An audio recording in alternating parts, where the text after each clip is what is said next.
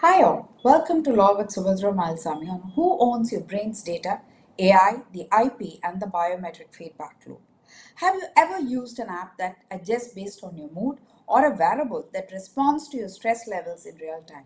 Now imagine this, your brain reacts to something on a screen. A machine picks that up, the signal, your heart rate, your pupil dilation, your neural response and adapts to it. Then it feeds that adaptation back to you.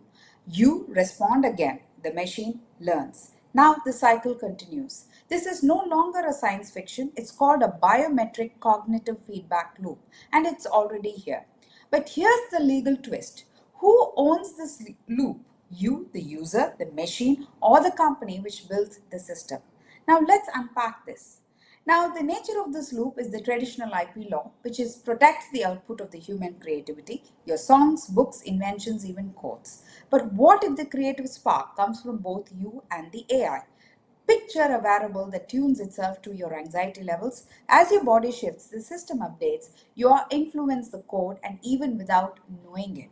So what exactly is the intellectual input? Is it your biology? Is it the AI's code? Or is it the dance between both? Once the dance has the value commercially or creatively, we enter the IP gray zone. Who has the claim? Let's go to the heart of it. Say the AI adapts specifically to your brain weights and becomes a hyper-personal assistant unique to you. Should you own a share in that version or does it belong to the developer? Here's a very relatable example. Think of Spotify. If your listening behavior trains the recommendation engine, should you own part of that new algorithm? Probably not, right? But now imagine it's your biometric signals, your brain waves, your heartbeat that co-create something valuable. You didn't consciously co-create, but your body did. This is what we call the unintentional co-authorship. The law on this is still catching up. The hidden extraction here is the warning light. Every time you gaze lingers on a screen, every time you watch senses stress, the data becomes part of a training set. And the training set may power a product sold for millions while you get nothing. Not a license, not a royalty, not even a mention. Now, this is the new colonialism of cognition, a system that mines your body's signals and monetizes elsewhere. And unless we act, this will be the norm. Time for a legal reboot.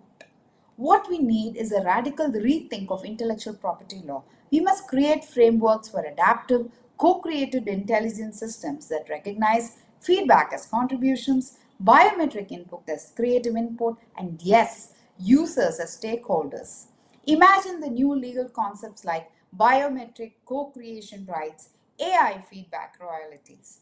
At the very least, users should have informed ownership rights because when innovation is a dialogue between you and a machine, you are not just a user, you are a co-creator.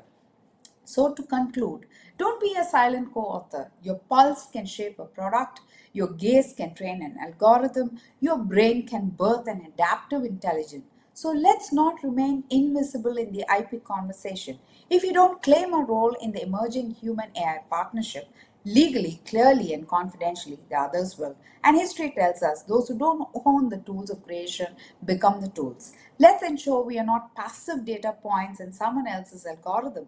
Let's be recognized, protected, and empowered as co-authors of the intelligent future.